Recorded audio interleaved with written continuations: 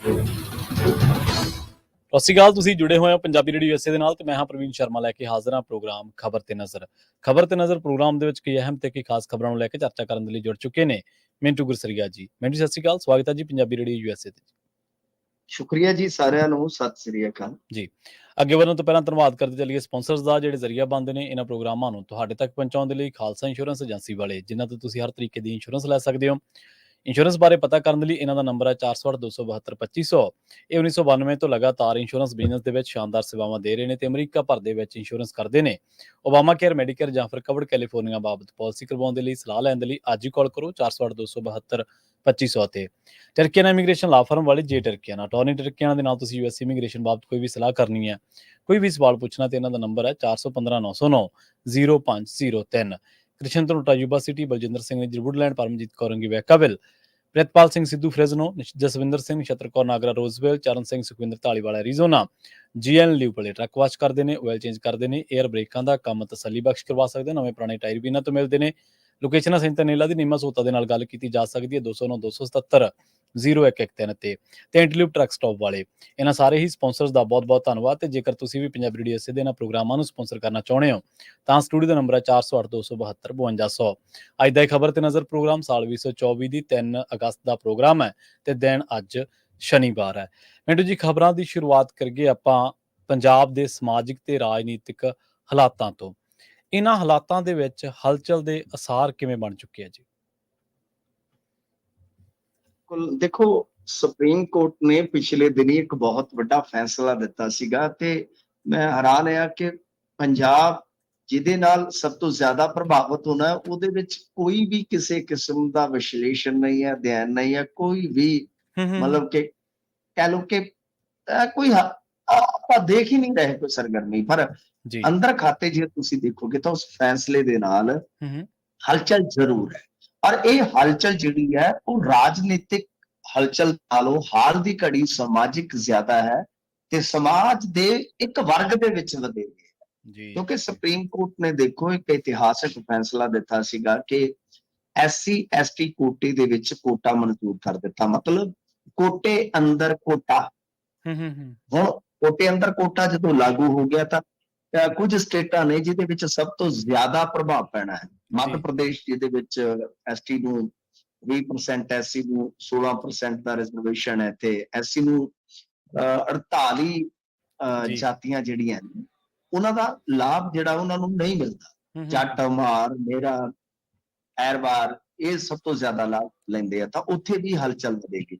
ਮਹਾਰਾਸ਼ਟਰ ਆ, ਉੱਥੇ ਦੀ ਦਲਿਤ ਵਸੋਂ ਜਿਹੜੀ ਹੈ SC ਵਸੋਂ ਲਾ ਲਓ, ਇਹਦੇ ਵਿੱਚ 50% ਮਾਰ ਆ ਤੇ ਬਾਕੀ ਉਹ ਜਾਤੀਆਂ ਨੇ ਜਿੱਦਾਂ ਕੋਰੀ ਹੈ, ਢੋਰ ਨੇ, ਇਹਦੇ ਅਦਕ ਹੋਰ ਮਤੰਗ ਵਗੈਰਾ ਵੀ ਹੈਗੇ ਆ।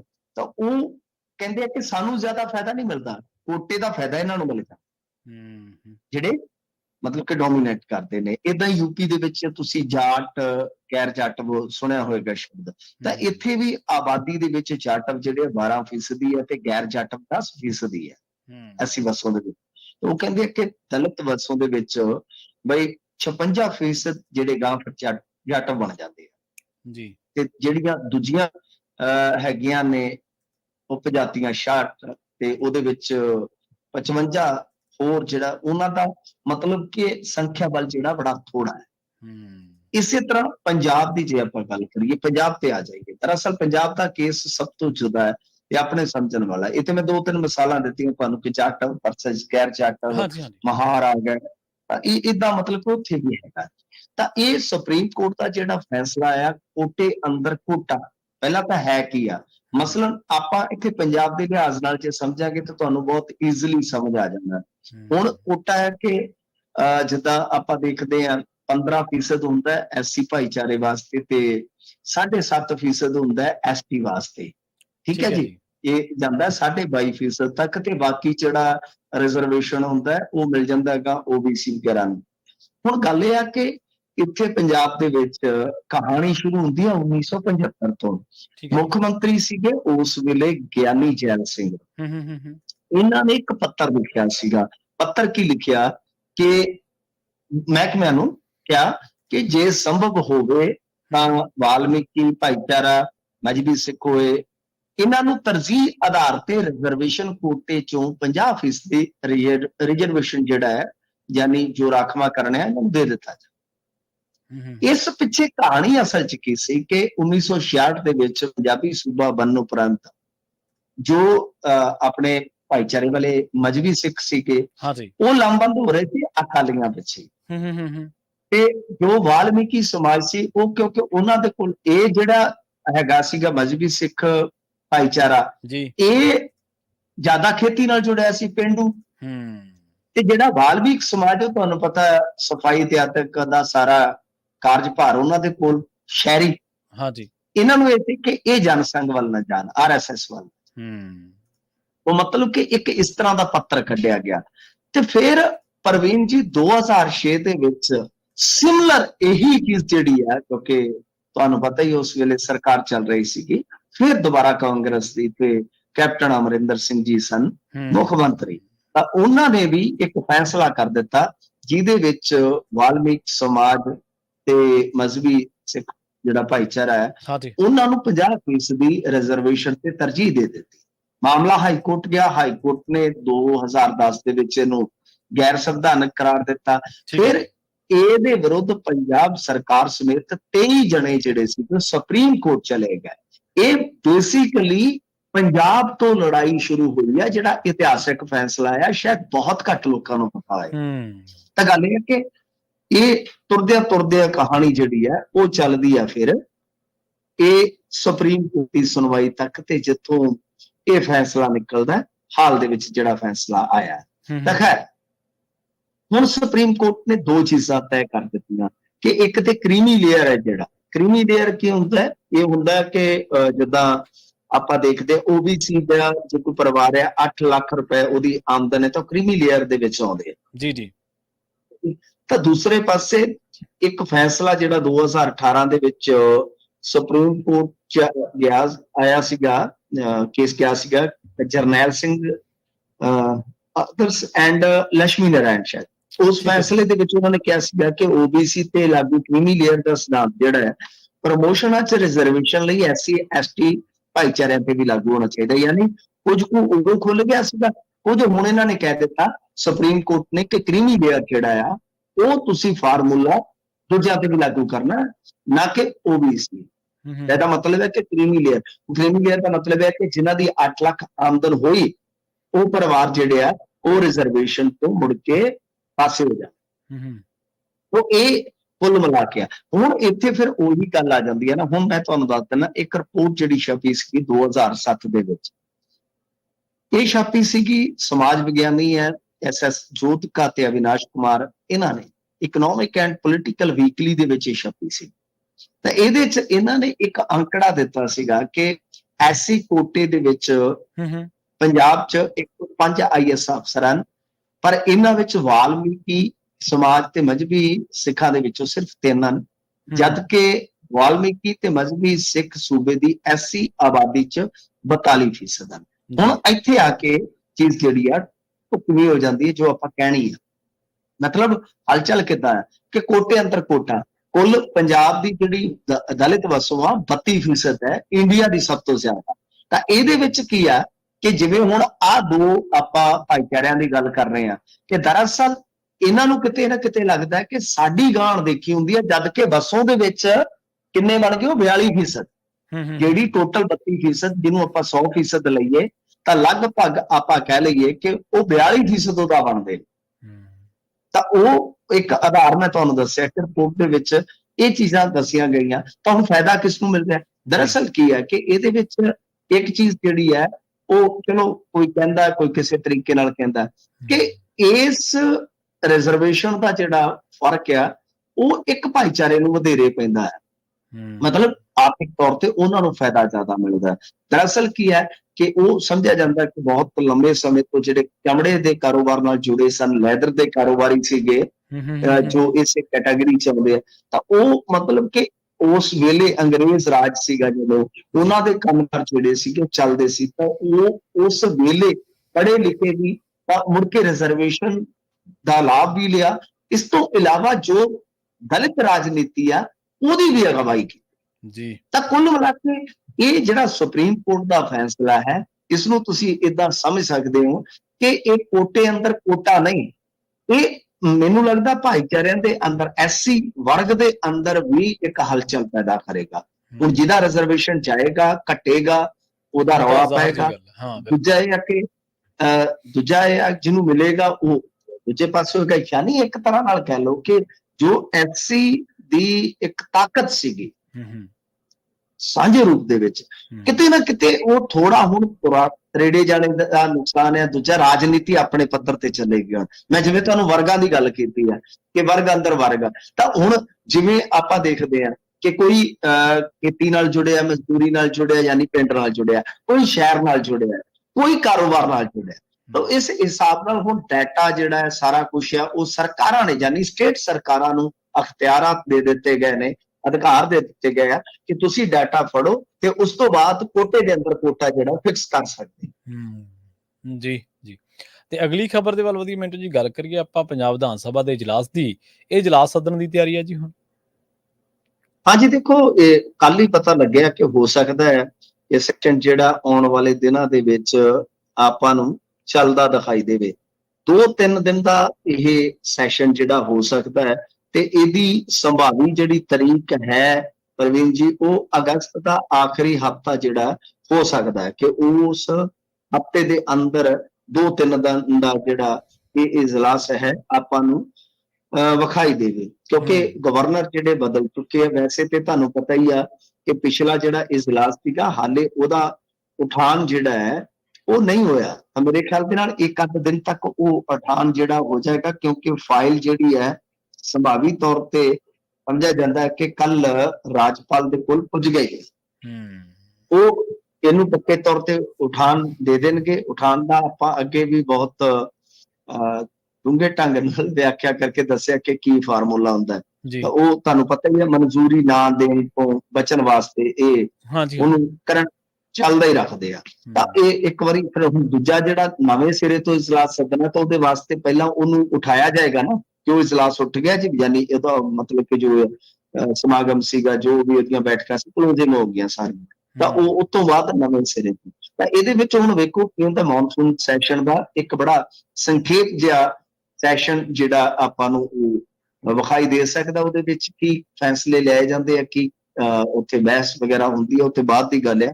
ਪਰ ਉਮੀਦ ਹੈ ਕਿ ਅਗਸਤ ਦੇ ਆਖਰੀ ਹਫਤੇ ਦੇ ਵਿੱਚ ਇਹ ਸਮਾਗਮ ਜਿਹੜਾ ਹੈ, ਸਮਾਗਮ ਨਾ ਕਹੀਏ, ਸੈਸ਼ਨ ਕਹਿ ਲਈਏ, ਇਹ ਜਿਹੜਾ ਇਹ ਆਪਾਂ ਨੂੰ ਵਿਖਾਈ ਦੇਵੇ। ਜੀ ਜੀ। ਤੇ ਆਪਾਂ ਗੱਲ ਕਰੀਏ, ਆਪ ਐਮਐਲਏ ਨੂੰ ਕਹਿੰਦੇ ਵੱਡੀ ਰਾਹਤ ਮਿਲ ਗਈ ਕਿਸੇ ਮਾਮਲੇ 'ਚ? ਹਾਂਜੀ, ਦੇਖੋ, ਇਹ ਬਠਿੰਡਾ ਦਿਹਾਤੀ ਤੋਂ ਆਮ ਆਦਮੀ ਪਾਰਟੀ ਦੇ ਜਿਹੜੇ ਵਿਧਾਇਕ ਸੀਗੇ, ਅਮਿਤ ਰਤਨ, ਜਿਹੜੇ ਪਹਿਲਾਂ ਅਕਾਲੀ ਦਲ 'ਚ ਵੀ ਰਹੇ ਆ, ਉਹਨਾਂ ਦੇ ਖਿਲਾਫ ਯਾਦ ਹੋਣਾ ਤੁਹਾਨੂੰ ਕਿ ਮਹੀਨਾ ਅਗਸਤ ਦਾ ਸੀ। ਅਗਸਤ ਮਹੀਨਾ ਕਈਆਂ ਵਾਸਤੇ ਪਲੈਣਾ ਚੜ੍ਹਦਾ ਹੈ, ਜਿਵੇਂ ਆਸ਼ੂ ਹੈ। ਇਸੇ ਤਰ੍ਹਾਂ ਇਹ ਜਿਹੜਾ ਅਮਿਤ ਆ, ਇਹਨੂੰ ਵੀ 2 ਅਗਸਤ ਨੂੰ ਹੀ ਆਪਾਂ ਜੇ ਕਹੀਏ ਤੇ ਬੜਾ ਘੇਰਾ ਤਗੜਾ ਪਿਆ ਸੀਗਾ।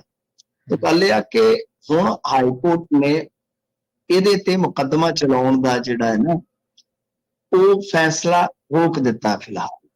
2 ਅਗਸਤ 2023 ਨੂੰ ਮੁਕੱਦਮਾ ਚਲਾਉਣ ਦੀ ਜਿਹੜੀ ਮਨਜ਼ੂਰੀ ਲਈ ਸੀਗੀ, ਕਿਉਂਕਿ ਮਨਜ਼ੂਰੀ ਲਈ ਜਾਂਦੀ ਹੈ ਨਾ, ਜੇ ਤਾਂ ਤੁਸੀਂ ਇੱਥੇ ਮਾਤੜ ਹੋ, ਕਾਹਦੀਆਂ ਮਨਜ਼ੂਰੀਆਂ, ਇੱਥੇ ਤੇ ਮਜਬੂਰੀਆਂ ਰਹਿ ਜਾਂਦੀਆਂ।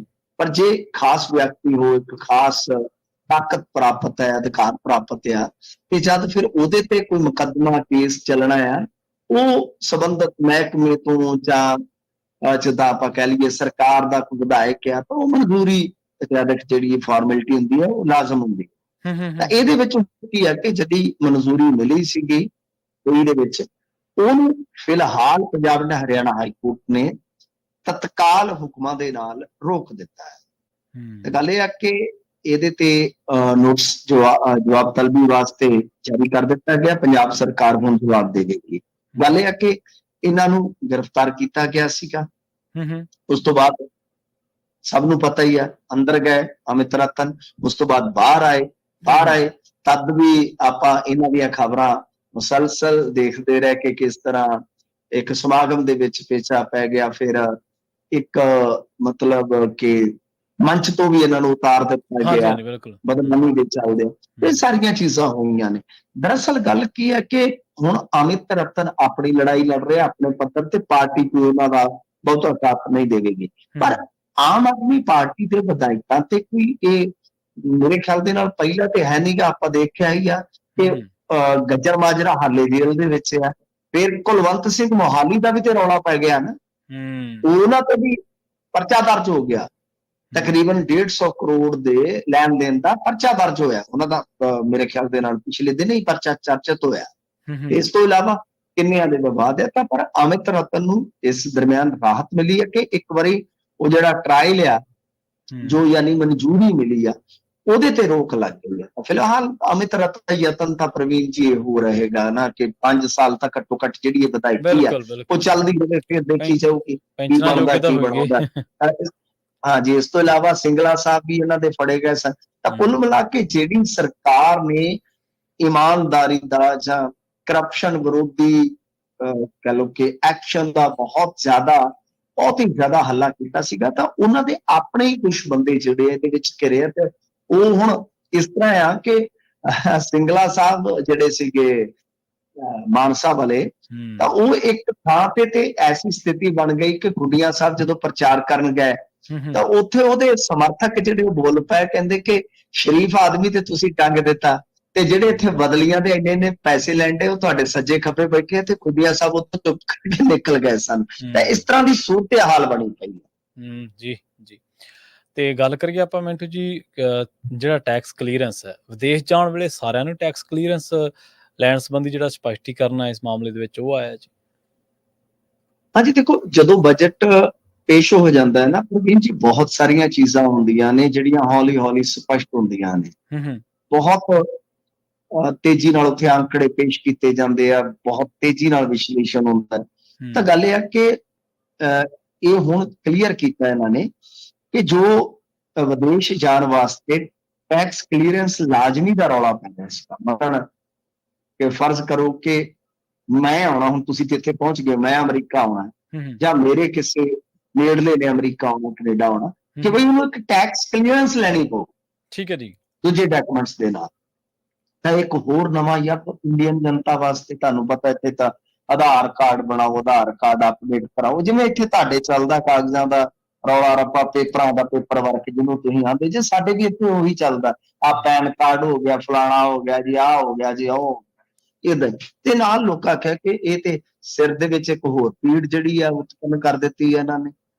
ਤਾਂ ਉਸ ਤੋਂ ਬਾਅਦ ਸੋਸ਼ਲ ਮੀਡੀਆ ਤੇ ਕਾਫੀ ਜ਼ਿਆਦਾ ਵਿਰੋਧ ਹੋਇਆ, ਬਈ ਇਹ ਕੀ ਚੱਕਰ ਹੈ ਯਾਰ, ਇੱਕ ਨਵਾਂ ਤੁਸੀਂ ਭੰਬਲ ਭੂਸਾ ਖੜਾ ਕਰ ਦਿੱਤਾ।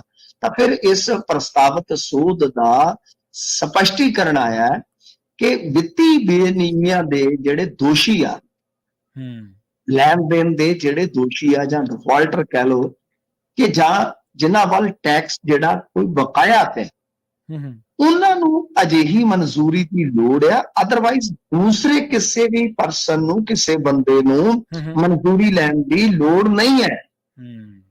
ਕਿਉਂਕਿ ਵਿੱਤ ਬਿੱਲ 2024 ਚ ਬਲੈਕ ਮਨੀ ਐਕਟ ਜਿਹੜਾ 2015 ਉਹਦੇ ਹਵਾਲੇ ਨਾਲ ਇਹ ਜਿਹੜੀ ਤਜਵੀਜ਼ ਆਈ ਸੀ।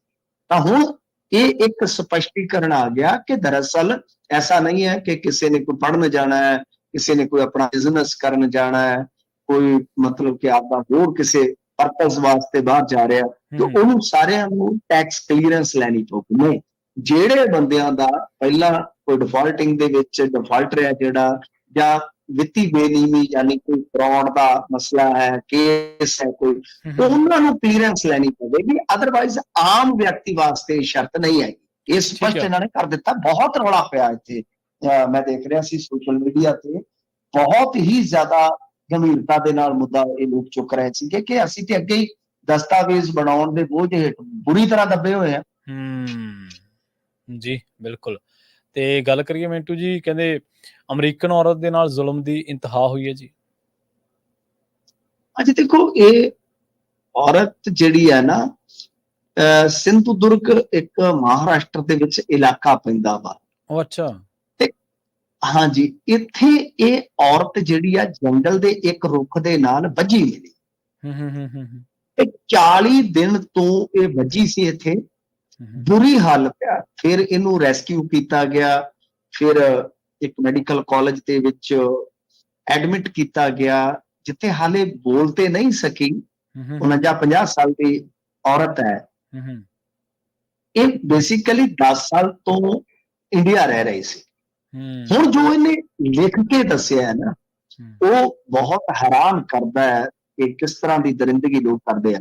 ਤਾਂ ਇਹਦੇ ਕਹਿਣ ਦਾ ਮਤਲਬ ਹੈ ਕਿ ਇਹਦਾ ਜਿਹੜਾ ਸਾਬਕਾ ਪਤੀ ਸੀ ਸਤੀਸ਼ ਪੀਐਨ, ਉਹਨੇ ਇਹਨੂੰ ਪਹਿਲਾਂ ਇੱਕ ਇੰਜੈਕਸ਼ਨ ਲਾਇਆ, ਅੱਛਾ, ਜਿਹਦੇ ਨਾਲ ਇਹਦਾ ਜਬੜਾ ਤੇ ਜਿਹੜੇ ਮਸਲ ਸੀਗੇ ਉਹ ਆਕੜ ਗਏ, ਜਿਵੇਂ ਆਪਣੇ ਸਰੀਰ 'ਚ ਅਕੜਾ ਆ ਜਾਂਦਾ। ਤੇ ਫਿਰ ਹੱਥਾਂ ਨਾਲ ਇਹ ਕੁਛ ਕਰਨ ਲਾਇਕ ਨਹੀਂ ਰਹੀ। ਤੇ ਉਸ ਤੋਂ ਬਾਅਦ ਸਤੀਸ਼ ਨੇ ਸੰਗਲ ਦੇ ਨਾਲ ਇੱਕ ਰੁੱਖ ਦੇ ਨਾਲ ਇਹਨੂੰ ਬੰਨ੍ਹ ਦਿੱਤਾ ਤੇ ਮਰਨ ਦੇ ਲਈ ਛੱਡ ਦਿੱਤਾ। ਇਹ 40 ਦਿਨ ਤੱਕ ਉਸ ਰੁੱਖ ਦੇ ਨਾਲ ਵੱਜੀ ਰਹੀ, ਬਿਨਾਂ ਖਾਧੇ ਪੀਤੇ, ਬਿਨਾਂ ਖਾਧੇ ਪੀਤੇ। ਤੇ ਹਾਲਾਂਕਿ ਇਹਦੇ ਸ਼ਾਇਦ ਪੈਰ ਜ਼ਿਆਦਾ ਵੱਜੇ ਸੀ, ਹੱਥ ਫੁੱਲ ਵੀ ਗਏ, ਪਰ ਉਹ ਸਰੀਰ 'ਚ ਜਾਨ ਹੀ ਨਹੀਂ ਰਹੀ। ਤਾਂ ਇਹ ਫਿਰ ਇੱਕ ਨਾ ਕੋਈ ਜਿੱਦਾਂ ਪਸ਼ੂ ਚਾਰਨ ਵਾਲਾ ਹੁੰਦਾ, ਉਹ ਗਾਂ ਕਿਤੇ ਜੰਗਲ ਦੇ ਵਿੱਚ ਗਿਆ ਤੇ ਉਹਨੇ ਪਹਿਲੀ ਵਾਰ ਇਹਨੂੰ ਦੇਖਿਆ ਕਿ ਬਈ ਇਸ ਤਰ੍ਹਾਂ ਔਰਤ ਹੈ, ਉਹਦੇ ਕੋਲ ਇੱਕ ਆਧਾਰ ਕਾਰਡ ਵੀ ਤੇ ਇੱਕ ਕੁਛ ਅਮਰੀਕਨ ਪੇਪਰ ਵੀ ਮਿਲਿਆ। ਉਸ ਤੋਂ ਬਾਅਦ ਫਿਰ ਉਹ ਜਿਹੜੀ ਹੈ ਨਾ ਉਹਦੀ ਪਛਾਣ ਹੋਈ। ਬੇਸਿਕਲੀ ਇਹ ਤਮਿਲਨਾਡੂ ਦੇ ਵਿੱਚ, ਜਿਵੇਂ ਇਹਨੇ ਆਪਦੇ ਪਤੀ ਦਾ ਨਾਮ ਦੱਸਿਆ, ਕਿ ਇੱਥੇ ਹੀ ਰਹਿ ਰਹੀ ਸੀਗਾ। ਇਹਦਾ ਨਾਮ ਲਲਕਾਈ ਕੁਮਾਰੀ ਸੀ। ਤਾਂ ਵੈਸੇ ਵੀਜ਼ਾ ਦੀ ਇਹਦੀ ਮਿਆਦ ਪੁੱਗ ਚੁੱਕੀ ਸੀ, ਪਰ ਜੋ ਹੋਇਆ ਬਹੁਤ ਹੀ ਭਿਆਨਕ ਹੋਇਆ। ਹੁਣ ਪੁਲਿਸ ਦੇਖ ਰਹੀ ਹੈ, ਜਾਂਚ ਕਰ ਰਹੀ ਆ।